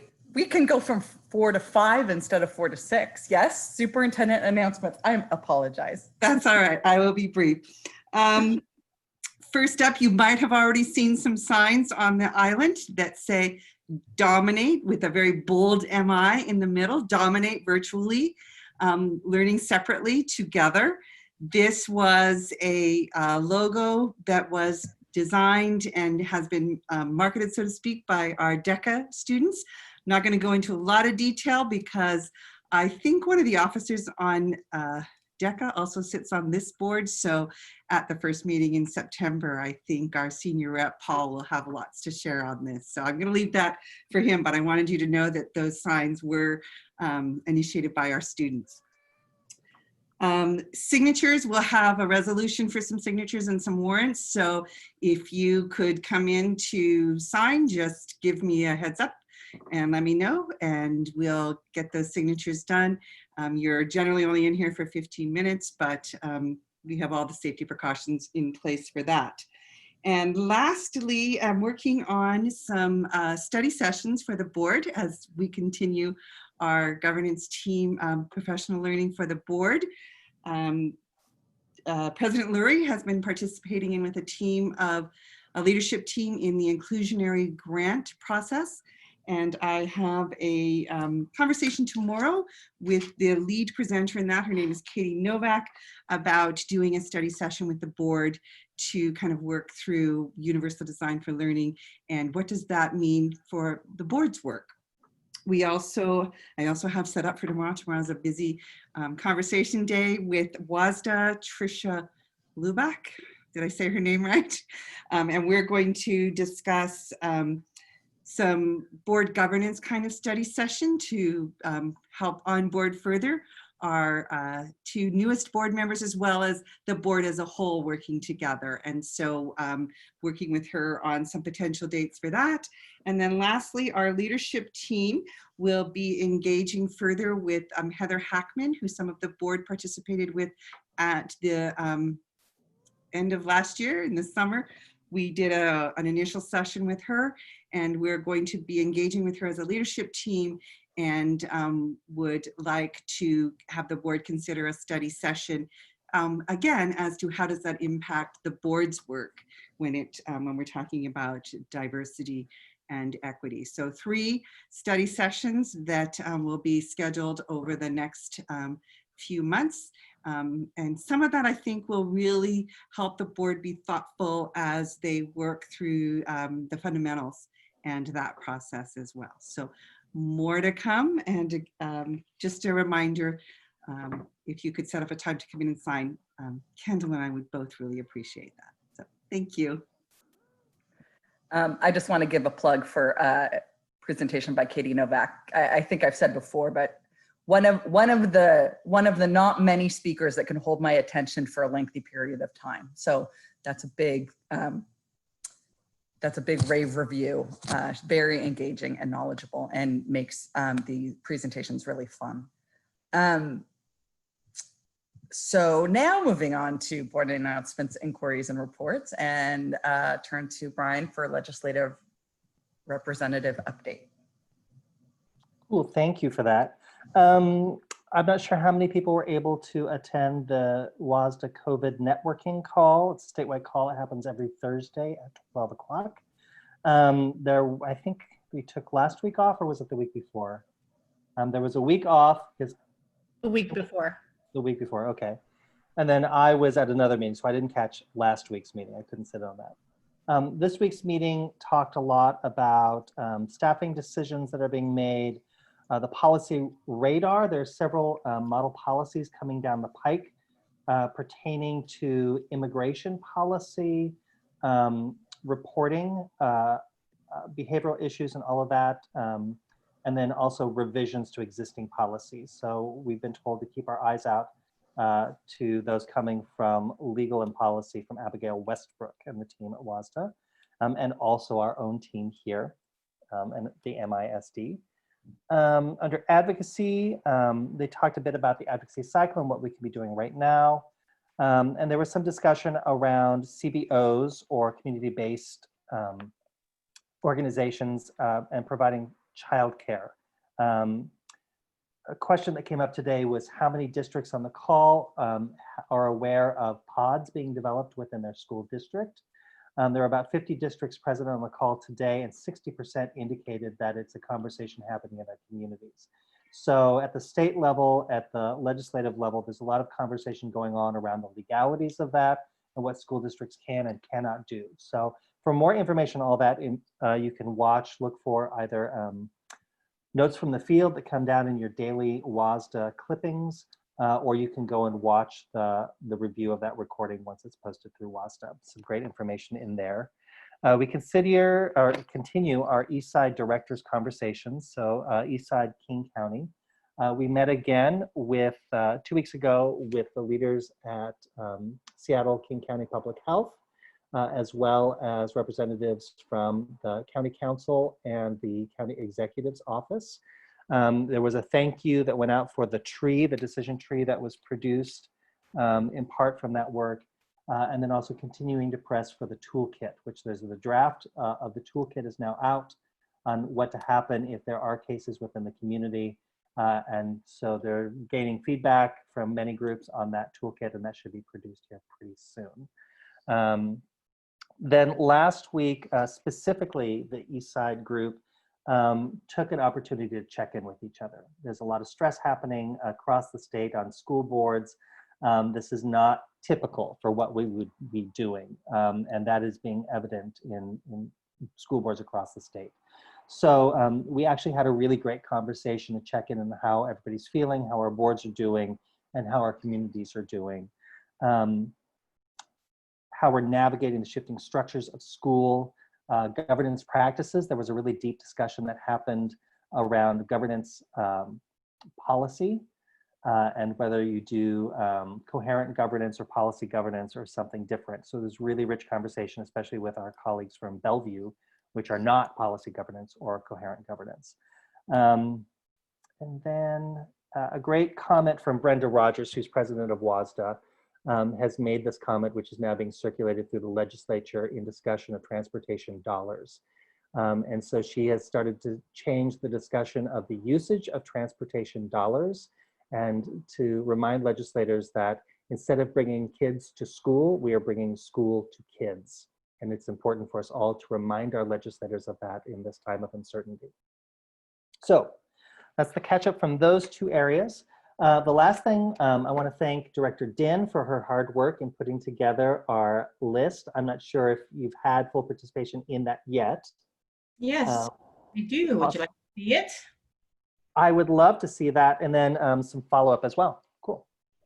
Wonderful. So let me pull it. Is it the one that's attached to the agenda, or is it a different one? It's not. Okay. No, actually, I'm gonna get out of my screen. What am I doing? Can I just wanted to ask a question about today's WASDA meeting before we start talking about the legislative priorities list. Is that okay with you, Tam?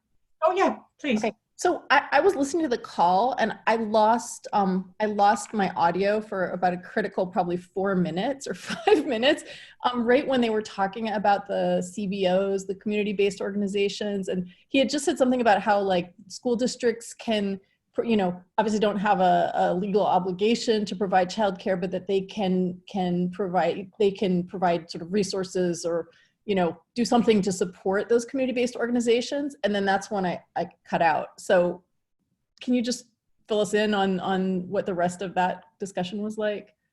Essentially, it was discussions surrounding those partnerships, specifically as we do partnerships with the JCC and the Boys and Girls Club. So there are opportunities with limited funds to where we can partner with community-based organizations to provide some structure and childcare. And of course, the superintendent can talk a lot more about how that happens here on Mercer Island. But Frank, that part of the conversation really focused on that, how there's limited funds, but how we nurture those relationships can be important, especially right now. Superintendent Klosky, do you have any thoughts on that, or?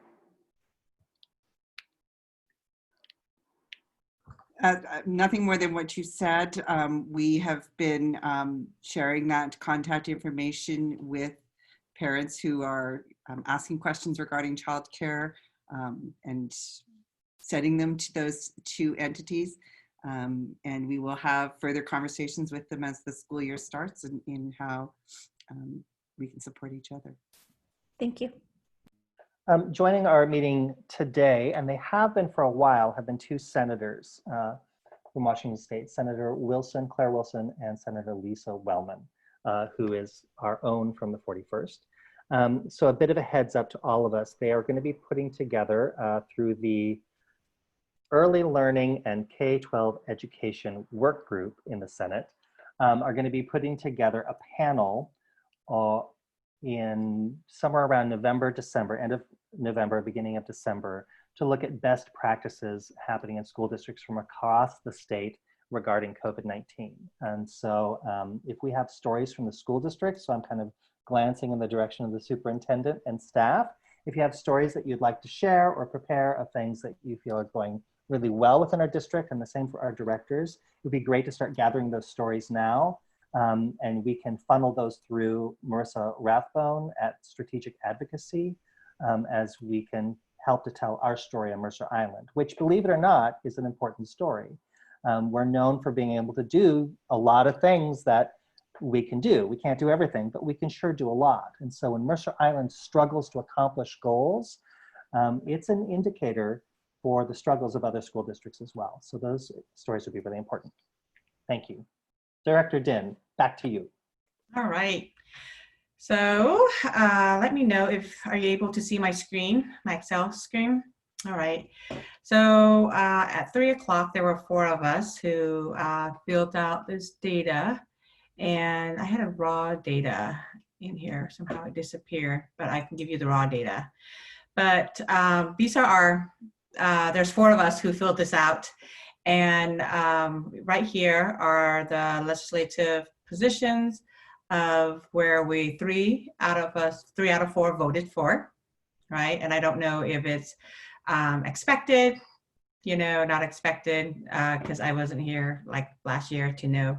And then this is where 2 out of 4 of us identify as our, you know, second most important. And then this is in no particular order on down here. It was just following how in the handbook it was laid out, right? And this is where we all had 1. So my recommendation is, I think, Deborah, you need, you know, if you, either we can work off on this, or I think you need to fill it out to see what your top priorities are, see if they match. And then, you know, the next step is probably work through this to make sure that we're all in agreement with this, and then figure out maybe the next 3 down here that we can re-vote on. I didn't think this was due yet. I thought we were doing it, we were giving a couple weeks because we weren't rushing to do it before the amendments closed. So it's not on the agenda tonight to really discuss. I do appreciate this model. I haven't really looked at it yet. But I don't think we're there yet. I thought we had said 2 to 3 weeks or 2 to 3 meetings because we have the, it's not until September 29th. I think it's a great first step to see this. And I can't imagine the modeling that had to go into creating this document and this process. So I just want to say thank you so much to Director Din for putting this together. I could not have done this. This is a great first step. And I'm not surprised by those top 3 because that's consistent, which is why I added the document in tonight's meeting The document is the raw data that we pulled from our discussion last year going into and kind of the priorities of how they fell out last year, which is very similar. Something I did notice is that the permanent position proposals are not something that we can prioritize in this process. Those are overarching, lasting, philosophical messages for WASDA and are always standing. What we are specifically prioritizing are the legislative positions, which is normally the permanent positions wouldn't even be a part of this process. That would happen at delegate assembly in December. And so that's a natural thing that everyone is kind of struggling with this time around. So maybe if there is a second go for those who included those permanent position proposals as part of their prioritization, a second chance to remove those out and maybe select some others would be great. And this is also a great opportunity as we're fine-tuning this to open it up to our student representatives as well, to be able to take the handbook and last year's positions that were laid out and talk with different student groups and get some feedback. It was really helpful to have student voice last year in formulating this. And then of course to the superintendent and her team if they'd like to participate. Now, the superintendent has the WASA priorities and our chief financial officer, Ty, has the WASBO priorities. And all three organizations work together to create our Day on the Hill and legislative conference that happens in January. But I think this is a really awesome first step. And again, thank you so much. Raw data, and then we can take this wherever we want to take it based on, I think, Brian, you know the timeline. So let us know what you want to do with this data next, but this is what we have so far. This is so awesome. And we actually have more time for the priorities. They are going to, WASDA is going to open a window of time after the General Assembly.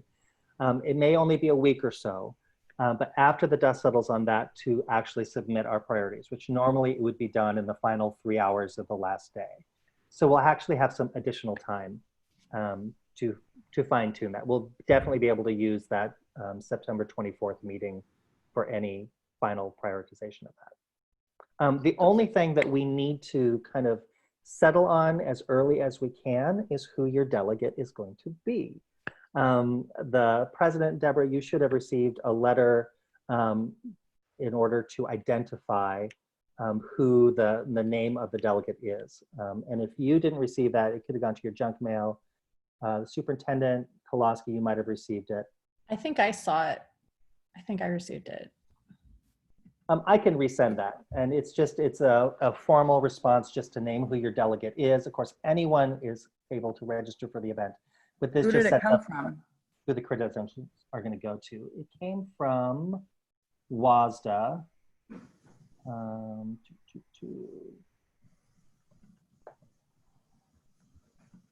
I just found it in my junk. Oh, all right. I'll go look in my junk later. But I don't know that there's a huge need for discussion. I mean, our tradition has been that our legislative representative is our delegate unless for some reason that person can't participate. So I'm seeing lots of nods. So I don't think that needs to be discussed any further than that. So thank you, Brian. It is always an honor. Yeah. Just to clarify, do you need us? I'm definitely one that put some of those permanent legislative positions in my ranking. So do you need me to just do it all over again from scratch, or to just see how many of my positions fell in that category and add that many more? Like, just let us know. Yeah, well, I don't know how, I mean, we already have probably like a firm 12 that we all kind of agree on. And I think there's a big list that I don't think you need to go back to identify other things. And so, like, again, I don't know the timeline, but Deborah, you can always go in and fill it out. And I will add your ranking to this to see if that changes, move anything from the 1s to the 2s. Yeah. So I can't remember if we put it on the agenda for September 10th meeting, or if we should put it on the September 24th meeting just to finalize our priorities. I think September 24th is plenty of time. Yeah. I would say that also gives our student representatives more time Yes. to engage with students and get some feedback. All right, so we'll make sure that that's on specifically on the agenda to talk about legislative priorities under your legislative representative report on the September 24th meeting. And we know that Principal Puckett was a huge leader on this process in the past. So as much as Principal Kelly might need some assistance in figuring this out, and Superintendent, I'm happy to help out. Yeah, we worked on this last year. It's a bit of a tough timeline for us because it is right at the beginning of the year, and sometimes the students groups aren't all available, but we do have our Friday mornings scheduled, so we'll be at it bright and early, working through the document when school starts. Awesome. Let me know how I can help. The only final thing I have is, as part of the Legislative Representative 101 series, which is brand new, it's now the first Tuesday of every month. I've been asked to join in the session coming up next Tuesday to talk a bit about how Mercer Island has prioritized over the last few years. I've asked Director Den to join me to talk briefly about this really awesome tool that she developed, and she has indicated that she'd be willing to share this out with other folks. I think it would be really valuable to a lot of school districts. I can't shine enough light in your direction for this hard work. But so if you get a chance, you can register for that event on Tuesday. And these are happening the first Tuesday of every month, which lets everyone know the basics of what a Ledge rep kind of does in relation to being a liaison to the WASDA organization. So I hope you can join us. I think that does it for me. Okay, thank you so much. Going to announcements, inquiries, and reports. Anyone want to go first? Anyone want to go at all?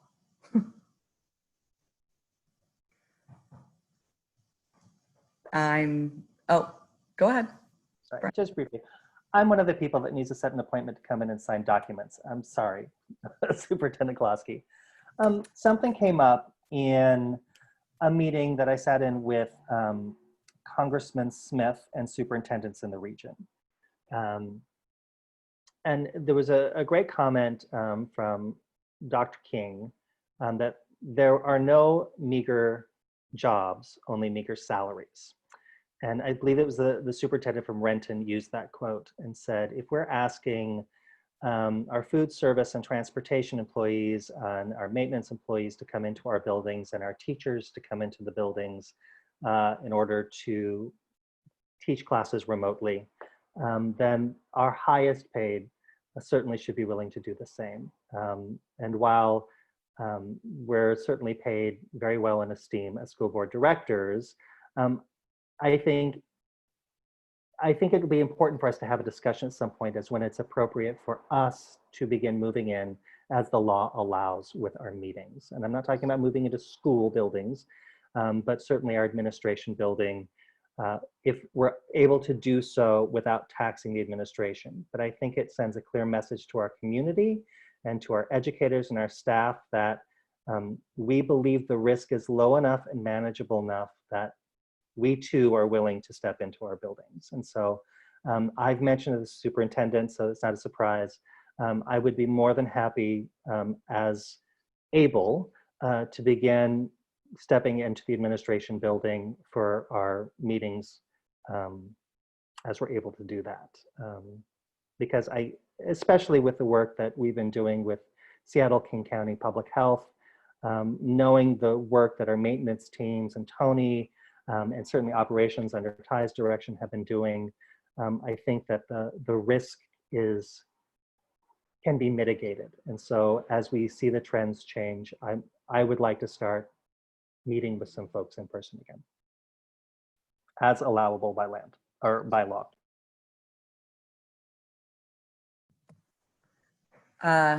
Great, thank you. I don't know if anyone feels differently, if anyone has any special circumstances that makes that not possible. So just reach out and let me or Donna know if that is the case, and that's fine. And I would just think, I mean, I agree. And I just think it might not be able to be at the admin building just because I don't know that the conference room is big enough for all of us. But if we could do it somewhere like in the commons at the high school or somewhere that it's a larger space for more physically distanced. But I think the point is how we cannot ask our staff to do it before we're willing to do it. So thank you for that. Anyone else? Okay, I just want to give a big shout out. Normally this is the week of lots of activities and meeting teachers and picking up books. And I know the middle school had their back to school. I know the elementary schools are all having their pickups and have had their pickups, and the high school had their textbook pickups yesterday. They all look really differently, but they're happening. It's still a little shocking that school actually starts next week, but it does. I know, it's terrifying. Sorry, Morgan. Anyways, best of luck to a great new school year, and well wishes to all of our staff and all of our students, and parents, hang in there. We'll all get through this together. So we are not adjourning yet. We need to move into executive session, which we expect will last 30 minutes. Are we going to need to take a break before we move into executive session? We could always take one before exempt if necessary. So we're going to move straight into executive session, which is in a different link. So anyone who is still attending is not able to participate in that. We will, hang on, let me read it. No final action will be taken, and it's to discuss litigation or potential litigation pursuant to RCW 4230-1101I. We will come back into open session and adjourn the meeting. And again, no action will be taken during the executive session.